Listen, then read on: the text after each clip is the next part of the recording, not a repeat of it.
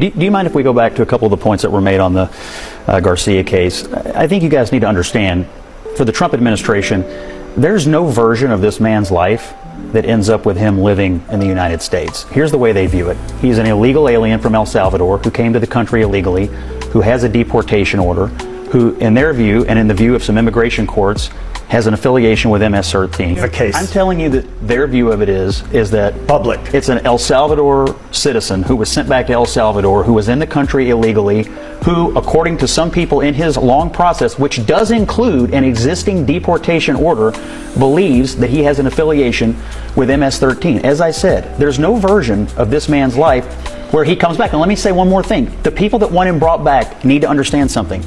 If the president of El Salvador releases him, and we do facilitate his return, when he lands in this country, one of two things will happen. He will be arrested, and then he'll either be sent back to El Salvador, where he is now, or some other country that I promise you don't want to go to. He's not going to be allowed to come back and live in this country as though he is a U.S. citizen. He is not. Two issues. On the Secretary of State making a comment, the reason the administration believes they got a big win at the Supreme Court is because the district court was trying to compel the executive on foreign affairs. The Supreme Court threw that out. That's not what the Supreme Court has ruled. And what Marco Rubio is saying is true. The courts have long recognized that they cannot compel the executive on foreign policy matters. That's number one. Number two, what they also believe is that politically, the American people want them to be as aggressive as possible and pull all the levers they can pull to solve a crisis that has festered for years. And, you know, we keep calling this guy Maryland man in the press. Nobody seems to worry about the Maryland mother, Rachel Marin, who was murdered by someone that the previous administration let out of jail. But not by this is a visceral political issue. A few moments later. And we're here tonight in the heartland of our nation to celebrate the most successful first 100 days of any administration in the history of our country, and that's according to many, many people. This is the best, they say, 100-day start of any president in history, and everyone is saying it. We've just gotten started. You haven't even seen anything yet. It's all just kicking in. And week by week, we're ending illegal immigration.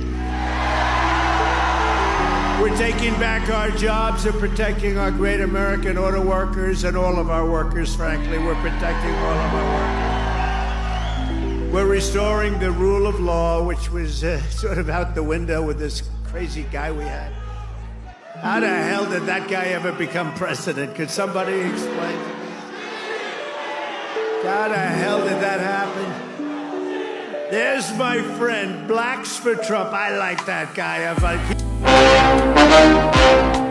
I don't think they're worried about it because they have a tremendous amount of confidence in what's on deck. My understanding is they are on the brink of announcing a bunch of things, both with private companies and also with other countries, that they will then point to and say, see, the strategy is working. You just got to give us a little time. What might be enough in that area? What would be the type of thing that would satisfy, you think, people? Well, I think if you started rolling out agreements with our allies, I mean, there's like 17 to 20 countries that really matter. If you started rolling out agreements with them and you started also to see more private companies saying, we're going to continue to invest in America, we're investing more in America, jobs going here, investments going there, I think that would give people the sense that, hey, there is a method here. There's a plan in all of this. And that begins to then lend itself to the idea that there's a trajectory that we're on, that down the line you can see that it's going to be working. So I think if you see some of this movement, some of these announcements, I think that will help with the economic numbers. I don't really think Trump is the kind of person who gets freaked out by the polls, frankly.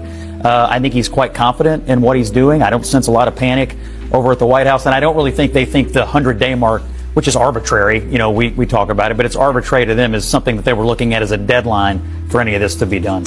If you look very quickly abroad, Donald Trump is still trying to find peace, and no, he's not Putin's puppet. He's been very tough on Putin. He suggests he would have a secondary oil boycott on nations that bought Russian oil. It's something Biden never imagined.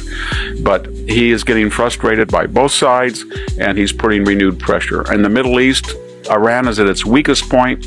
Israel's ready to take out the nuclear facilities to the extent it cannot without sophisticated heavy bombers. And Donald Trump is not looking for an optional war. He's telling the Iranians, time is running out, settle, dismantle your nuclear facilities are ours. The Red Sea is open for navigation. The Houthis are in retreat. There is nobody in the United States who wants to negotiate with Hamas or Hezbollah. It's an entirely new game. China is very worried that its companies are going to be delisted that are fraudulent from the stock market in the United States. They're very worried there are 300,000 students. That is their pipeline to the expropriation of technology in the United States might have to go home. There's so many levers to pull that against China, and so much culpability on their part that I think they will make a deal. So what am I getting at? Forget what the media says, forget what his opponents said, forget Mr. Garcia, forget Mr. Luigi Mangione, all of these distractions. The first 100 days have been revolutionary. We've never seen anything like it. Not during the Reagan administration, not during FDR, in terms of the magnitude of the changes. And that is why people are furious. No one in their right mind thought anybody would try to stage a counter-revolution and be so successful in the first 100 days. More people inventing useful things, like Mr. Bobby Ashimura, who wins our Max Headroom Product of the Month award for coming up with a little attachment you plug into your TV and it warns you that the commercial break is coming by automatically switching off your set for 5 seconds. And here to demonstrate it for us is Mr. Ashimura himself.